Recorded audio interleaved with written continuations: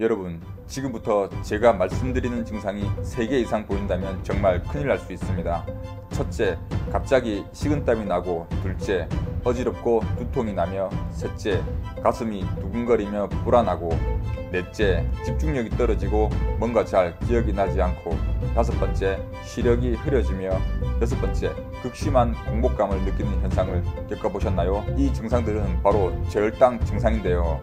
저혈당이 심할 경우 쇼크가 올 수 있고, 그로 인해 치매와 심지어 사망까지 이룰 수 있습니다. 하지만 이것보다 더 무서운 점은 간단한 대처법만 알면 예방할 수 있는 건데, 이런 현상들이 자주 일어난다고 별것 아닌 것처럼 쉽게 넘기는 사람이 많다는 것입니다.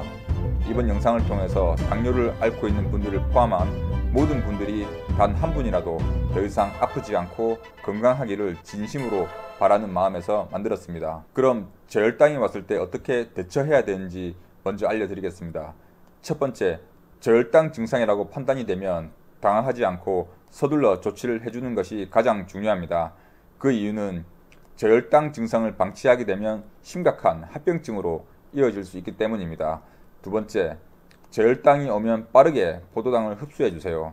사탕이나 설탕 등의 단순당이 들어있는 음식이나 단 주스를 드시는 게 가장 좋습니다. 여기서 주의점은 증상이 좋아지려면 15분에서 20분 정도의 시간이 필요한데, 효과가 빨리 나타나지 않는다고 단 음식을 대량으로 섭취하는 행동은 주의하셔야 합니다. 세 번째, 저혈당 쇼크 대처 후에는 회복에 어느 정도 시간이 걸리므로 운동이나 운전은 피해주세요. 마지막으로 추가 저혈당이 발생하지 않도록 수시로 혈당을 측정하고 증상을 관찰하시면 됩니다. 그런데 당뇨 환자일 경우 알려드린 대처법을 하기 전에 이 행동을 하지 않으면 심각한 부작용을 일으킬 수 있습니다.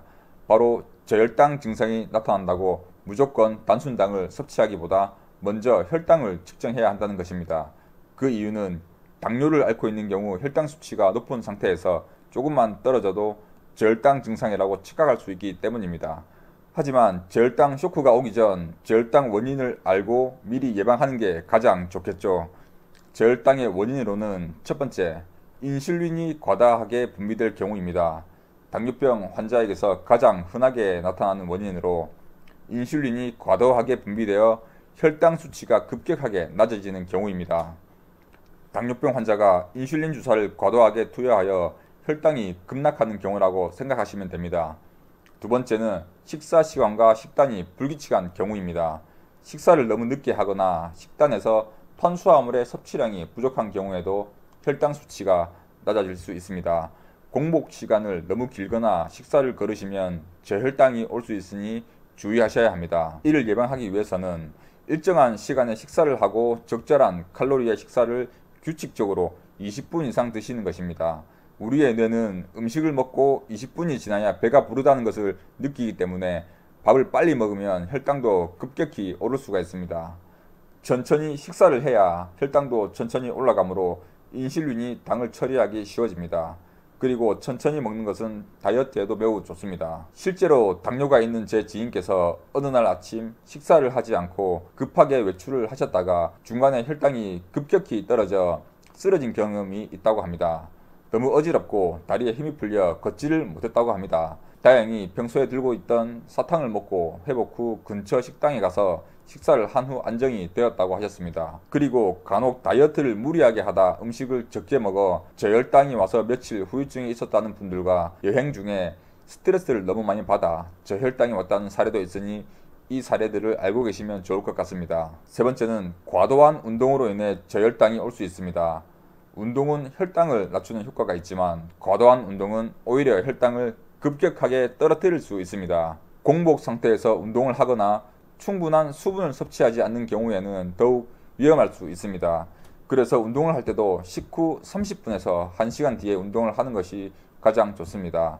식후 30분 후가 혈당이 가장 높아지는 시기이기 때문에 이때 운동을 하면 혈당의 급격한 하락을 막을 수 있습니다.